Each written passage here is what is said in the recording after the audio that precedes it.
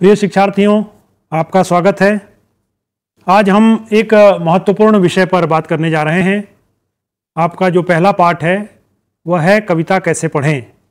यह पाठ इसलिए रखा गया है क्योंकि वैसे तो आप बचपन से ही कविताएं पढ़ते हैं, लेकिन आपके मन में जिज्ञासा होती होगी कि कविता है क्या और कविता गद्य से कैसे अलग है। इन सारी बातों को समझने के लिए यह जानना जरूरी है कि कविता का स्वरूप क्या है। शिक्षार्थियों, कविता के स्वरूप को जानने के लिए अगर आप देखें तो उसमें आपको नजर आएगा कि उसमें भावों की अभिव्यक्ति की जाती है और भावों की अभिव्यक्ति के लिए सौंदर्य विधान किया जाता है। अच्छी तरह से उसे अलंकार और रस के साथ प्रस्तुत किया जाता है। अंग्रेजी में कहा गया है poetry is the spontaneous overflow of powerful feelings. इसका तात्पर्य यह है कि कविता हमारी सहज अभिव्यक्ति है। उसमें विषय को उतना महत्व नहीं दिया जाता है जितना भावों को प्रस्तुत करने में उसमें कला दिखाई जाती है। और कविता पर जब हम विस्तार से बात करेंगे तो हम देखेंगे कि किस तरह से कविता और गद्य में अंतर है। कविता और गद्य में अंतर की बात करते हैं तो जो ऊपरी तौर पे अंतर समझ में आता है वह है कि कविता में भावों की प्रधानता होती है और गद्य में विचारों की प्रधानता होती है। और इसी अंतर के आधार पर हम आगे चर्चा को आगे बढ़ाएंगे। आगे हम देखते हैं कि इस पाठ को पढ़ाने का उद्देश्य क्या है। इस पाठ में हम कविता के स्वरूप पर बात करेंगे, कविता का हमारे जीवन में क्या महत्व है इस पर चर्चा करेंगे, उसके जो अवयव हैं कविता के उसको देखने की कोशिश करेंगे। कविता क्यों पढ़ें और कैसे पढ़ें इस पर भी विस्तार से बात करेंगे और उसी के अंतर्गत कविता के भाव पक्ष और शिल्प पक्ष पर बात करेंगे। तो इन सारी बातों को समेटते हुए हम कोशिश करेंगे कि इस पाठ को आसानी से हृदयंगम कर सकें आप और आप समझ सकें। कविता का जो जन्म हुआ वह संस्कृत वाङ्मय में दिखाई देता है। उस समय रचनाकारों ने कविता को अलग ढंग से देखने की कोशिश की। इसीलिए कहा गया कि शब्दार्थो सहितो काव्यम, अर्थात शब्द और अर्थ का जब सुंदर समन्वय हो तो काव्य की सृष्टि होती है। और इसके लिए उन्होंने कभी रस को प्रधानता दी, कभी अलंकार को, कभी रीति को, कभी वक्रोक्ति को। तो इस तरह से अलग अलग विचार समय समय पर आते रहे। लेकिन संस्कृत वाङ्मय के बाद जब हम हिंदी वाङ्मय को देखते हैं तो हम देखते हैं कि वहाँ साहित्य का जो स्वरूप है वह पूरी तरह बदल गया है। और इसके लिए हम सबसे पहले शुक्ल जी को देखते हैं कि शुक्ल जी ने जब साहित्य की परिभाषा दी, कविता की परिभाषा दी, तो उन्होंने कहा कि हृदय की मुक्ति की साधना के लिए मनुष्य की वाणी जो शब्द विधान करती आई है उसे कविता कहते हैं। कविता में हृदय की अभिव्यक्ति होती है और हृदय की अभिव्यक्ति शब्दों के माध्यम से होती है। कविता एक संश्लिष्ट विधा है। उसमें भावों को बहुत ही गहराई से देखा जाता है, व्यापक रूप में देखा जाता है। इसीलिए शुक्ल जी ने मुक्ति की साधना के रूप में उसे देखा, क्योंकि जब रचनाकार एक रचना की सृष्टि करता है तो उसे मुक्ति का एहसास होता है। और इसे मानस पुत्र भी कहा जाता है कि कविता का जब जन्म होता है तो रचनाकार आह्लादित हो उठता है। पहले तो वह स्वांतः सुखाय ग्रहण करता है और उसके बाद लोगों को भी आह्लादित करता है, मनोरंजन प्रदान करता है। उसी तरह से जब हम आचार्य हजारी प्रसाद द्विवेदी को देखते हैं तो उन्होंने नए ढंग से परिभाषित करने की कोशिश की। उन्होंने कहा कि कविता का लोक प्रचलित अर्थ वह वाक्य है जिसमें भावावेश हो, कल्पना हो, पद लालित्य हो तथा प्रयोजन की सीमा समाप्त हो चुकी हो। उनका कहना है कि इसमें भावावेश हो। भावावेश का क्या अर्थ है कि उसमें भावों की सुंदर अभिव्यक्ति हो। जब कविता की परिभाषा इसी तरह से आगे बढ़ती रही तो लोगों ने अलग अलग ढंग से उसको परिभाषित करने की कोशिश की और यह निष्कर्ष निकल कर आया कि कविता में भाव की प्रधानता होती है। इसलिए उसमें विचार का पक्ष बहुत ही संतुलित होता है, बहुत कम होता है। और भावों की अभिव्यक्ति के लिए कल्पना की आवश्यकता होती है। जब रचनाकार कल्पना के सम्मिश्रण से उस रचना की सृष्टि करता है तो वह देखता है कि उसमें नवीनता है, उसमें नई उद्भावनाएं हैं, नई सृष्टि होती है। इसीलिए कहा जाता है कि कविता में विचार की या चिंतन की जटिलता नहीं होती, अर्थात उसमें विचार पक्ष प्रधान नहीं होता, चिंतन पर ज़्यादा गौर नहीं किया जाता, भावों को प्रमुखता दी जाती है और इन भावों की अभिव्यक्ति के लिए रचनाकार एक बिंब विधान करता है, अर्थात शब्द चित्र खड़ा करता है। उसके अलावा अगर भाषा की हम बात करें तो अभिधा की अपेक्षा लक्षणा की बात करता है। उसमें अभिधा का अर्थ है, जो शब्दकोश का अर्थ होता है वह अभिधा होती है, लेकिन साहित्य में सब कुछ अभिधा में नहीं कहा जाता।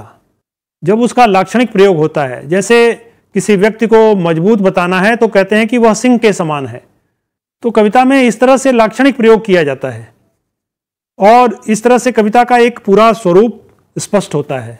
हम आगे बढ़ते हैं तो हम देखते हैं कि कविता का हमारे जीवन में क्या महत्व है, क्योंकि कविता केवल हमें मनोरंजन नहीं प्रदान करती बल्कि वह हमारे जीवन में प्रेरणा देती है। आपने देखा होगा कि बहुत से कवि हैं जिनमें जीवन दर्शन है, जीवन मूल्यों की स्थापना है और जीवन के प्रति एक नई दृष्टि है। जैसे अगर आप अज्ञेय की कविता पढ़ते हैं तो आपने पढ़ा होगा या आप आगे कक्षाओं में देखेंगे कि उनकी एक कविता है, सांप तुम सभ्य तो हुए नहीं, नगर में बसना भी तुम्हें नहीं आया, एक बात पूछूं उत्तर दोगे, तब कैसे सीखा डसना, विष कहाँ पाया। अब यहाँ देखिए, नगरीय सभ्यता पर व्यंग्य है।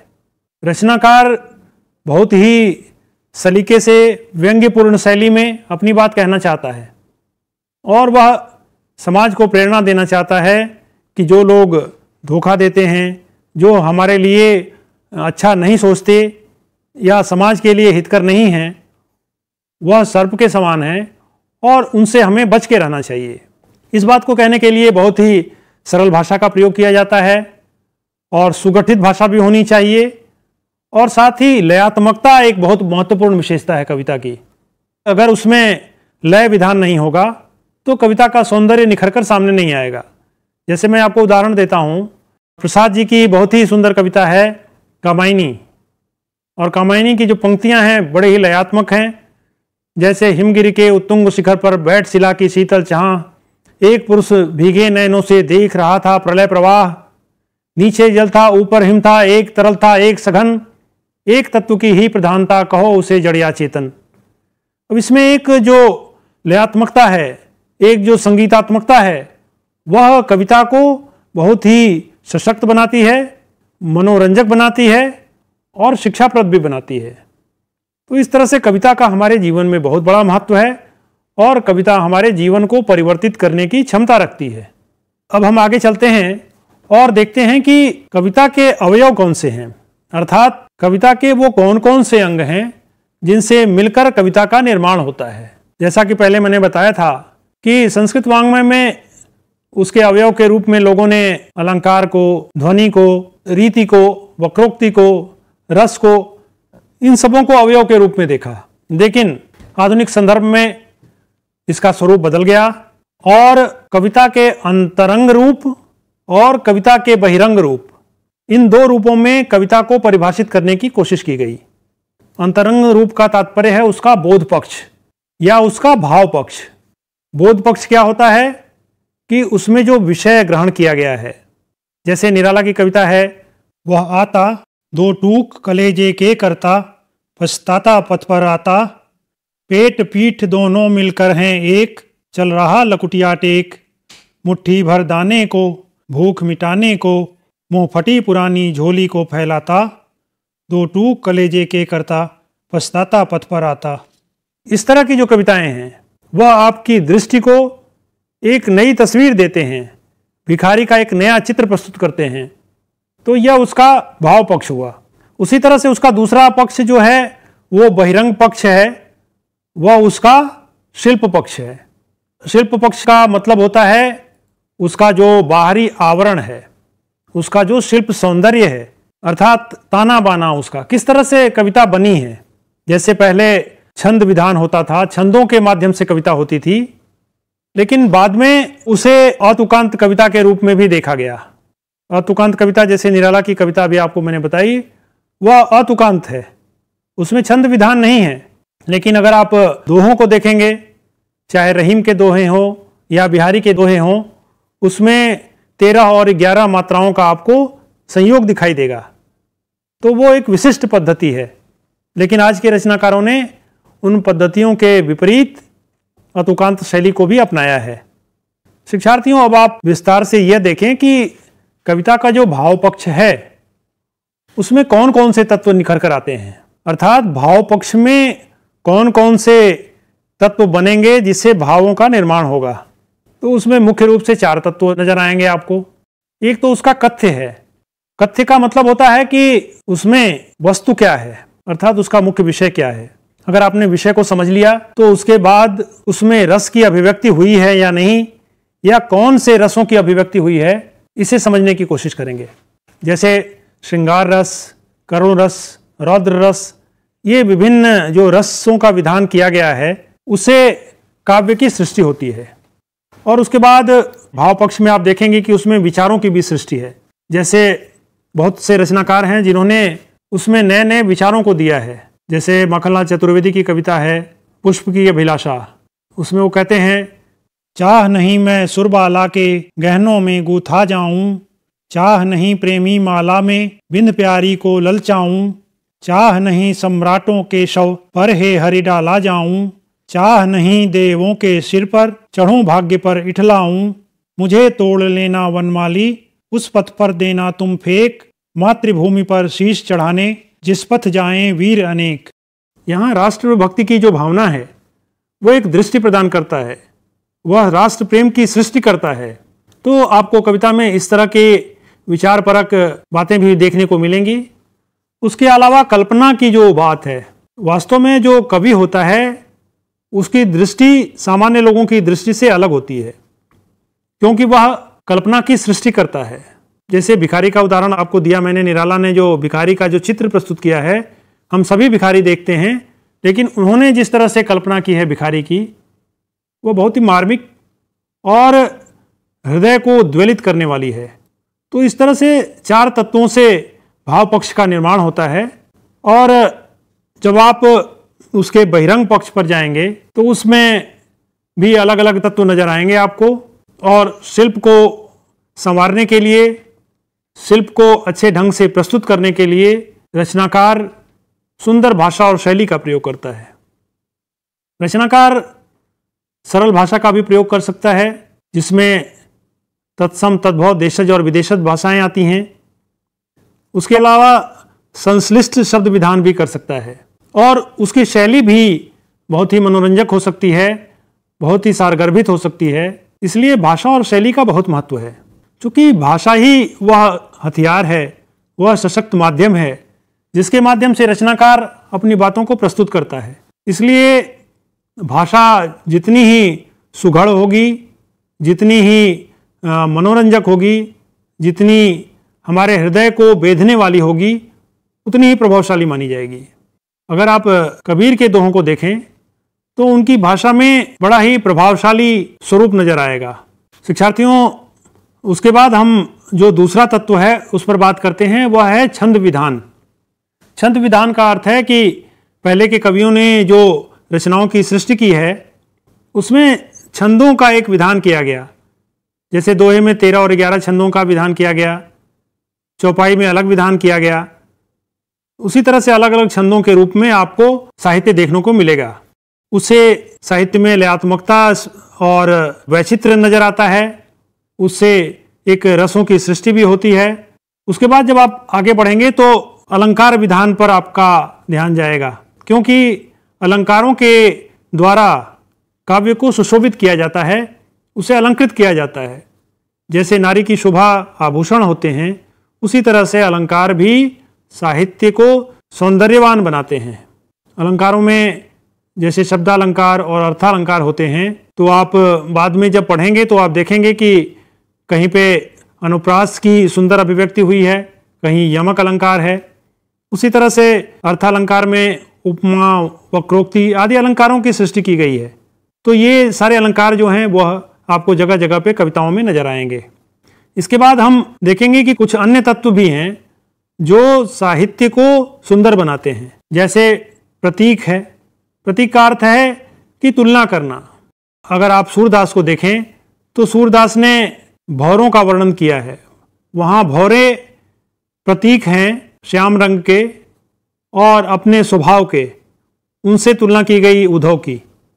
तो भौरे वहाँ प्रतीक हैं, सीधे सीधे उद्धव को कुछ नहीं कहा गया, भौरों के माध्यम से कहा गया, तो एक प्रतीक विधान नजर आएगा। उसी तरह से बिंब विधान का मतलब है एक चित्र विधान। रचनाकार सीधे सीधे अपनी बात नहीं कहता, बल्कि वह चित्रों की सृष्टि करता है, वह एक शब्द चित्र का निर्माण करता है और उससे भावनाओं की एक प्रभावशाली अभिव्यक्ति होती है। उसी तरह से रीति और गुण भी तत्व हैं जो साहित्य को प्रासंगिक बनाते हैं, उसे सुंदर बनाते हैं और हमारे हृदय के करीब बनाते हैं। तो इस तरह से कला पक्ष के अंतर्गत इन तत्वों को समेटा जाता है, इनको प्रस्तुत किया जाता है। अब हम बात करेंगे कि जब कविता के ये विभिन्न अंगों को हमने देख लिया, उसके अवयव को देख लिया, तो आखिर कविता पढ़ी कैसे जाए। आगे के पाठों में आप देखेंगे कि अलग अलग रचनाकारों के, विभिन्न कालखंडों के रचनाकारों को आपको पढ़ना पड़ेगा और तब आप देखेंगे कि कविता अलग अलग भावभूमि की होगी, अलग अलग तरीके के विषय उसमें होंगे। तो उन कविताओं को हम पढ़ें कैसे। जो सबसे पहला बिंदु है वह है कवि की भावनाओं तक पहुंचना। इसका तात्पर्य क्या है कि हर कवि अपनी रचनाओं में कुछ न कुछ भावनाओं को प्रकट करता है, अर्थात कहीं उसके अंदर राष्ट्र प्रेम होता है, कहीं पर श्रृंगार की भावना होती है, कहीं पर करुण रस की अभिव्यक्ति करना चाहता है। तो हमें यह देखना होगा कि कवि जिन भावनाओं को व्यक्त करना चाहता है वही भावनाएं हम हृदयंगम कर सकें, उनको समझ सकें, तभी कविता अपने समग्र रूप में हमसे जुड़ती है और हम उसका साधारणीकरण कर पाते हैं, अर्थात उसकी भावनाओं से अपने को जोड़ पाते हैं। तो इसके लिए क्या जरूरी है कि कवि का जो परिचय है, अर्थात कवि की पृष्ठभूमि क्या है, उसका रचना कर्म किस तरह का है, उसके लेखन कौशल की क्या विशेषताएं हैं, उसकी काव्यात्मक क्या विशेषताएं हैं, उन सभी को जानना जरूरी है, तभी हम रचनाकार तक पहुंच सकते हैं। और तीसरा जो बिंदु है वह है कि उसका हम सस्वर पाठ करें, अर्थात जब हम लय में हम पाठ करेंगे तभी हम देखेंगे कि उस पाठ पर हमारी समझ, हमारी पकड़ मजबूत होती है। क्योंकि शब्दों को तोड़ तोड़ कर उसको लयात्मक ढंग से पढ़ने से पाठ स्पष्ट होता है और वह ग्राह्य होता है। उसके बाद जो तत्व आता है वह है भाषा सौंदर्य।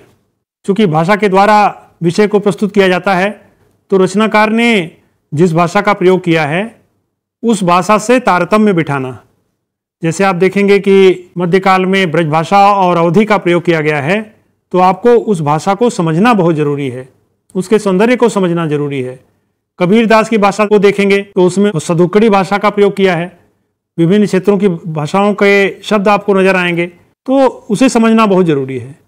और आज के रचनाकार हैं उनमें खड़ी बोली है, तो खड़ी बोली को समझना आपके लिए ज़्यादा आसान होगा। आपको भाषा के जो मर्म है, भाषा की जो गहराई है, उसको समझना जरूरी है, तभी आप पाठ को अच्छी तरह से समझ सकेंगे। इसके लिए एक और भी बात जरूरी है कि आप एक कवि की जो विशेषताएं हैं, उसका जो सौंदर्य है, वही सौंदर्य अगर दूसरे कवि में भी मिलता है, जैसे प्रकृति प्रेम है, प्रकृति के प्रेम पर आधारित रचनाएं बहुत से लेखकों में मिल जाएंगी, तो आपको तुलना करने से उस रचनाकार के पूरे भावभूमि को समझने में, रचनाकार को समझने में सहूलियत होगी। तो इस तरह से शिक्षार्थियों, हमने कविता कैसे पढ़ें इस पर विस्तार से चर्चा की और मुझे उम्मीद है कि आपने कविता के स्वरूप को समझने की कोशिश की होगी। देखिए, कविता हृदय को आंदोलित करती है, हृदय को भावों से भरती है और कविता कहीं न कहीं हमें कल्पना लोक में ले जाती है।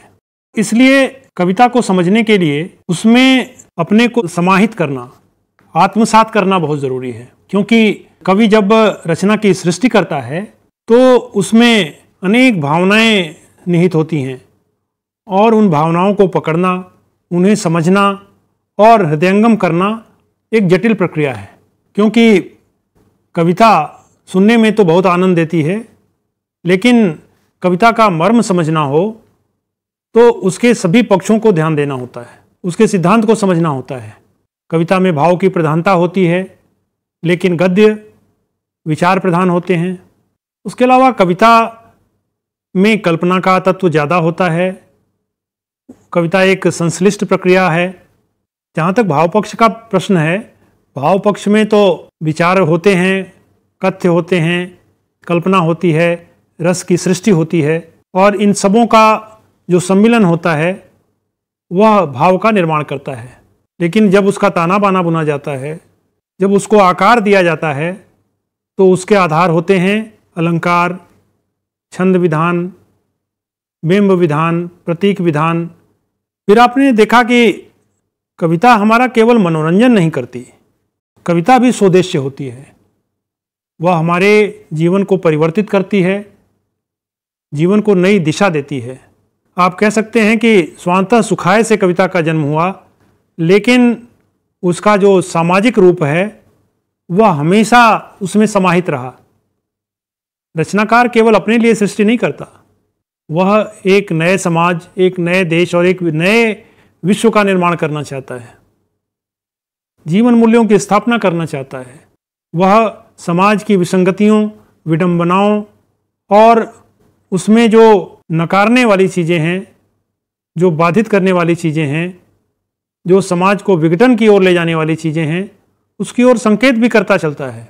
इसीलिए अभी आप देखेंगे कि आजकल के जो रचनाकार हैं वह व्यंग्य के माध्यम से अपनी बात कहते हैं, व्यंग्य से अपनी बात को अधिक प्रभावशाली ढंग से कहते हैं।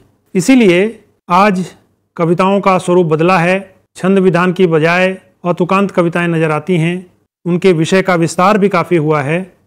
कविता आम जनजीवन से जुड़ी है, उसमें जीवन के दुख दर्द की सृष्टि होती है, और वही कविता वास्तव में महान होती है, जिससे हम सामान्य रूप से जुड़ पाते हैं और जो हमारे जीवन को आंदोलित करती है, आह्लादित करती है और जीवन का परिष्कार करती है। तो इस तरह से हमने आज कविता के पठन पर बात किया है, और हमें उम्मीद है कि जब आप आगे के पाठों को पढ़ेंगे तो यह पृष्ठभूमि आपके लिए कारगर साबित होगी। धन्यवाद।